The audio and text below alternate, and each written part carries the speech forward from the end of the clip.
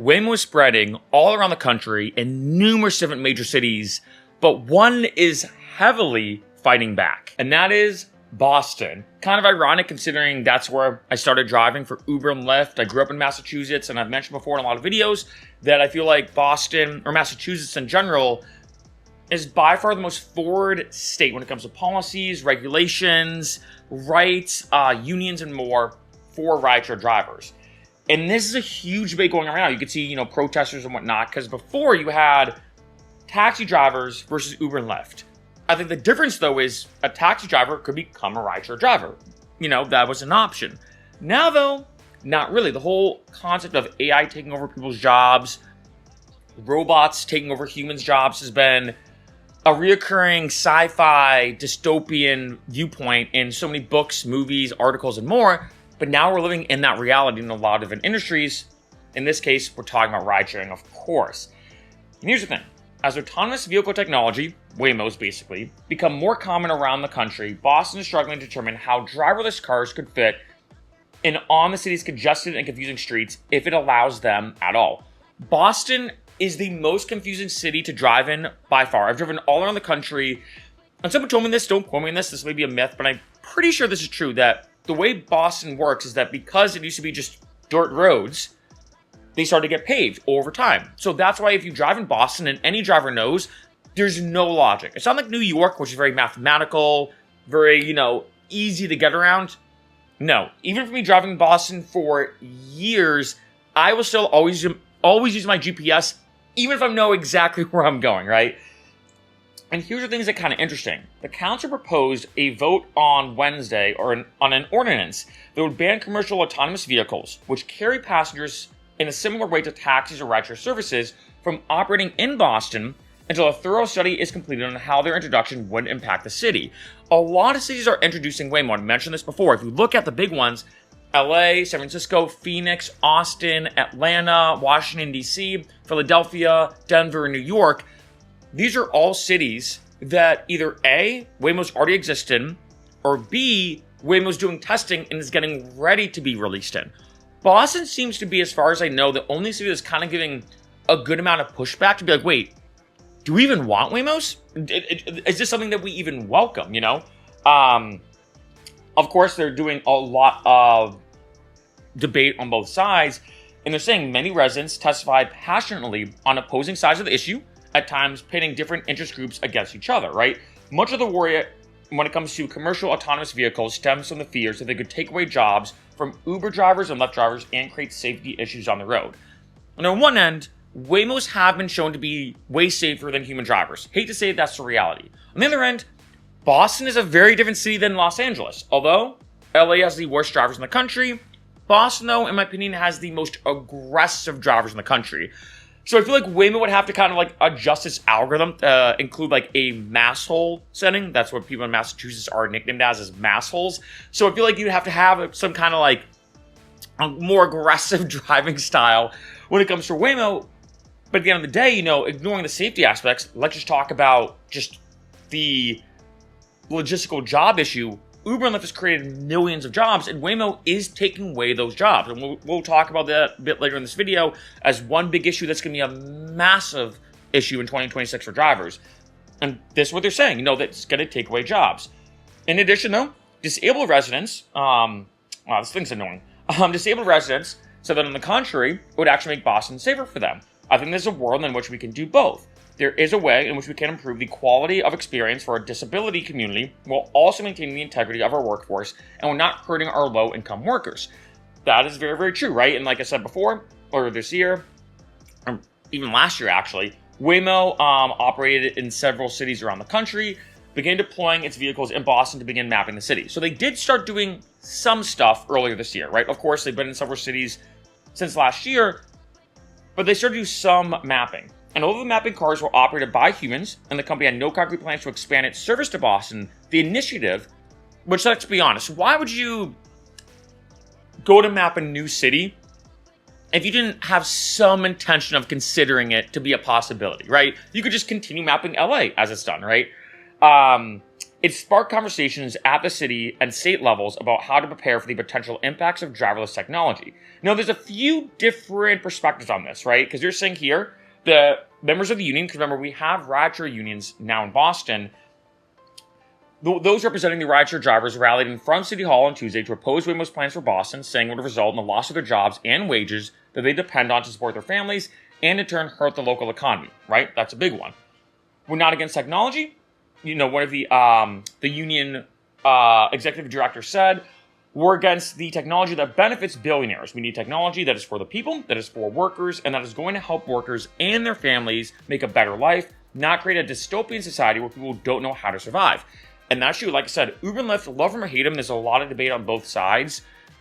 They have created literally millions of jobs for people to put food on the table, make ends meet, pay off bills, pay off debt, save up for that vacation, the flexibleness of Uber and Lyft, the fact that you can sign up pretty easily. All you need is a car, and if you don't have one, you can rent one.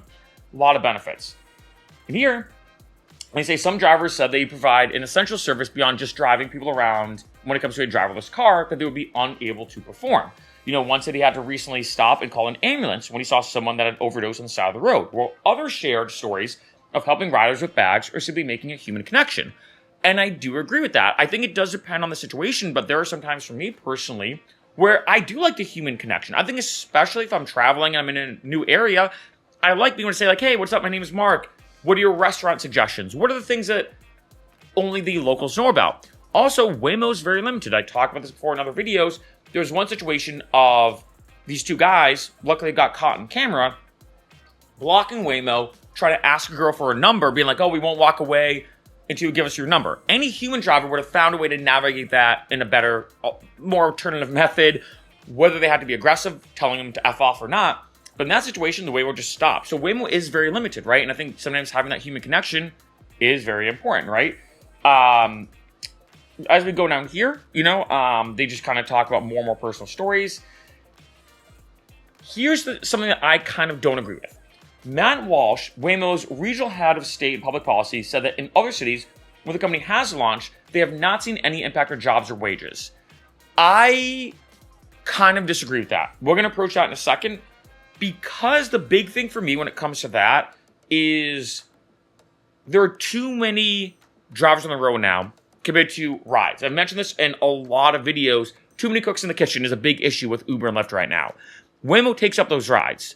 And in addition, Obi kind of demonstrated that even though statistically speaking right now at the time of this video, Waymo is more expensive than Uber or Lyft, people still prefer it once they take it. It's like once that breadcrumb, or once that door is opened, is maybe a better analogy, or Pandora's box is opened, they're not looking back. And I know friends who took a Waymo and they're like, look, this Waymo is awesome. I have the car to myself. I can bump music. I can do what I want. I'm never taking an Uber or Lyft ever again. That's less and less rides to go around, right? He said that in San Francisco in last year, the number working for taxi and limousine companies grew by 7%, and wages in the industry rose by 14%. Partly true, partly false. That to me is like a fake or false truth in the sense that, yes, this is true, but that's not the full truth. There are more rides going around than ever before. There are more Ubers and Lyfts being taken than ever before. There's more taxi rides happening than ever before. But also, there's more drivers signing up to drive than ever before. That is the big issue. The rate of new drivers, I think, doesn't correlate as well to the rate of new passengers. And I think at some point, as Waymo continues to get more and more popular, it's harder and harder for rides to go around. So even though, yeah, Uber and Lyft is getting bigger, ride sharing is getting bigger, taxis getting bigger, not the full truth. You see a Waymo vehicle without a driver and you automatically equate it with one-for-one job loss for people that are driving for a living. The reality is, a service like Waymo requires a tremendous amount of hardworking people to make that work. That is true. There is a team, there's a staff, there's people working at Waymo to monitor the vehicles. In case you didn't know, if you're in a Waymo, they can't hear what you're saying. I put that in quotation marks. I don't know if I trust that. But anyway, they can't hear what you're saying, but they can see what you're doing. So let's say if someone's in the car and they're not wearing a seatbelt, they can see you not wearing the seatbelt, and they'll chime in. They'll unmute the mic and say, hey, this is Tom from Waymo support staff. Which one that, we saw that guy with the black shirt sitting in the back, he's not wearing a seatbelt. Can you just make sure he puts his seatbelt on? Then they'll mute the microphone again. So yes, that is new jobs being created to monitor these Waymos, make sure things are running smoothly. I will say that. Vehicle technicians, dispatchers, fleet managers, people working in our offices, cleaning the vehicles. We're very excited about job growth that we are going to create, which is true. I will say that. There's no denying that, right? But again, a strong contingent from the disability community, all Stalmart Waymos, also came out to oppose limitations on autonomous vehicles, which they said could provide unprecedented opportunities for freedom and independence. She said here, this is Bay State Council of the Blind Director Nora Nagel, who's legally blind and uses a guide dog, said she's often been refused rides by Uber or Lyft who didn't want a dog in their car, despite laws requiring them to accommodate service animals. With Waymo, you don't have to worry about that, and that is true. An Uber driver or Lyft driver cannot deny you if you have a legal service animal.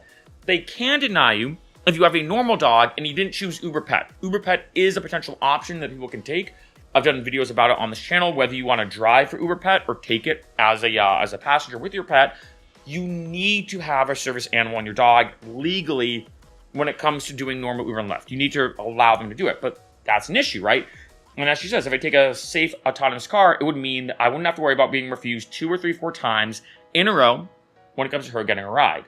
In addition, there are some accessibility options that Waymo's also now introduced. I talked about these on the app whenever I reviewed the Waymo app.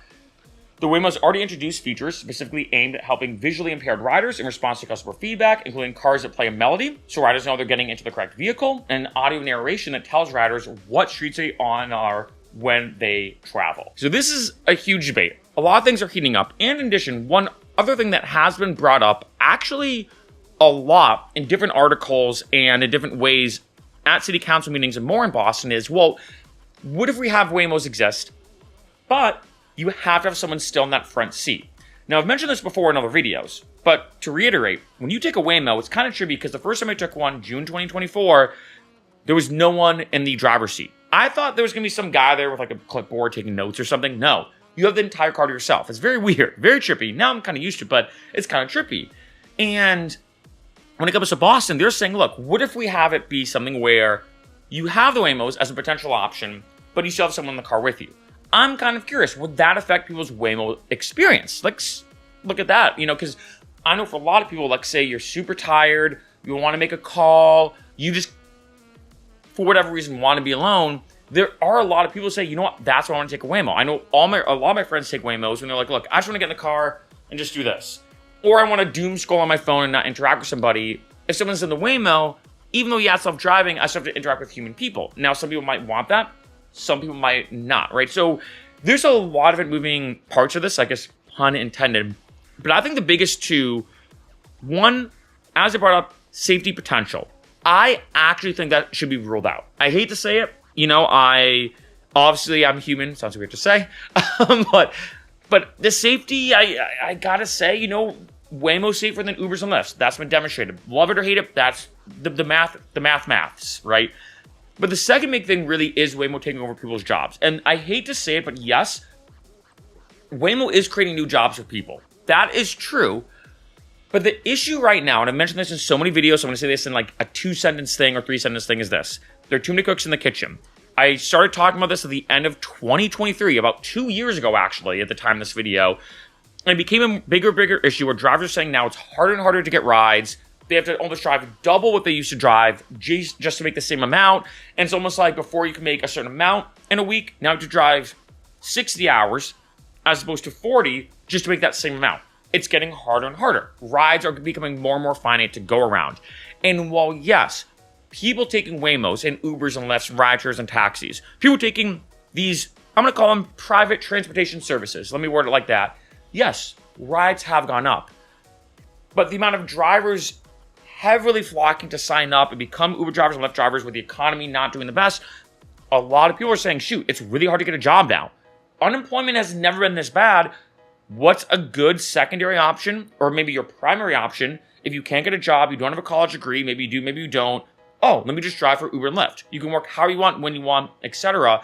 And there's a finite amount of rides to go around. I was talking about this on the end of 2023, even the beginning of 2024, even before Waymo was even a conversation topic, really. It was an issue. And now if you look at places like I said, Los Angeles, San Francisco, etc., not only are there a finite amount of rides to go around that's going to be more coveted by Uber and Lyft drivers, but Waymo's now taking them. And like I said too, even though Waymo's more expensive, Uber and Lyft drivers are now being less and less preferred compared to Waymos. Once, like I said, someone opens up that Pandora's box, they're like, I'm sticking with Waymo. I'm never going to take an Uber and Lyft ever again unless it's significantly cheaper. But when you look at these big cities, like LA, like San Fran, I think there is something to be said that there's a lot of ballers, let me just say it like that, a lot of people with a lot of money that say, hey, $10 between a Waymo versus Uber is nothing to me. I'm definitely taking that Waymo.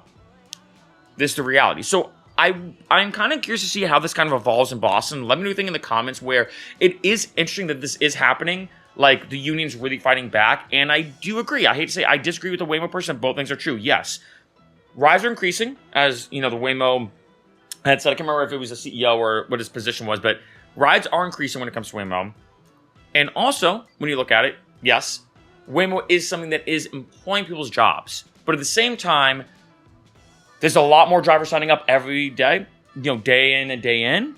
And in addition, you know, you're talking about these people not potentially having jobs. And I do think, I hate to say it, you know, I think Waymo is going to be something that, if you look at who's creating more jobs, do I think Uber and Lyft and the employee fleet that they have, or independent contractor fleet, you know, they're workers. Do I think there's more of them that are rideshare drivers versus those who work for Waymo? 100% Waymo for Uber and Lyft. Even if all things are created equal, I think there is something to be said that you could have one person monitoring numerous Waymos. So basically, I think Waymo needs less workers for their company to operate than Uber does, which means I do think Waymo almost inevitably will be taking away people's jobs. And so what people are doing in Boston when it comes to unions, I do think is kind of in the right. I think I do kind of see where they're coming from, and it is a very tricky scenario. Again, like anything, I don't know how this is going to evolve, but this is the first pushback, heavy pushback, I've seen from I'm going to say like a legal policy perspective that I've seen in any city. Because some cities have said, hey, yeah, Waymo, you can operate, but just do testing. Make sure it's safe. Make sure you know what you're doing. Boston's kind of saying, hey, we don't care if you know what you're doing. We actually think about the other side of that coin. We think about the jobs being taken away from human drivers, you know, et cetera, et cetera. So I think this is a whole other side of the situation that's now evolving, that never really has evolved in any other city. So Boston, you know, again, and there's pros and cons on both sides. You know, like we talked a lot about in this article regarding people with disabilities, they might prefer Waymos, you know, when it comes to dealing with logistics, whether it's a service animal or another situation, the Waymo might be better. So things are not perfect on either side. Like anything, there's two sides to the situation. But I'm very curious to see how this plays out, given the fact that if Boston is doing this and giving intense pushback, could other cities follow suit? We just got the green light here in California to have Uber and Lyft unions, or rideshare unions. Could these unions in California start giving pushback against Waymo, even though Waymo's been circulating for a long time? Could there maybe be a cap where they say, hey, you know what? We're only going to have, I'm making numbers up, 500 Waymo cars operating at a given time. No more than 500. That way you have Waymos for the people that want them, but that way you don't create a massive fleet of Waymos that take away these rides, where therefore Uber and Lyft drivers can still do their work. A lot of pros and cons on both sides. Really, really tricky thing to navigate, pun intended. I think 2026, and I'm just going to say, I think it's going to be a very interesting year. And I've already done videos kind of preempting 2026, because the whole self-driving car, the whole robot versus human debate, we're in it now. And now it's evolving. How or where or when, and what is the logistics of where it's going to end up in terms of the evolution of how to coexist or not? We'll have to see.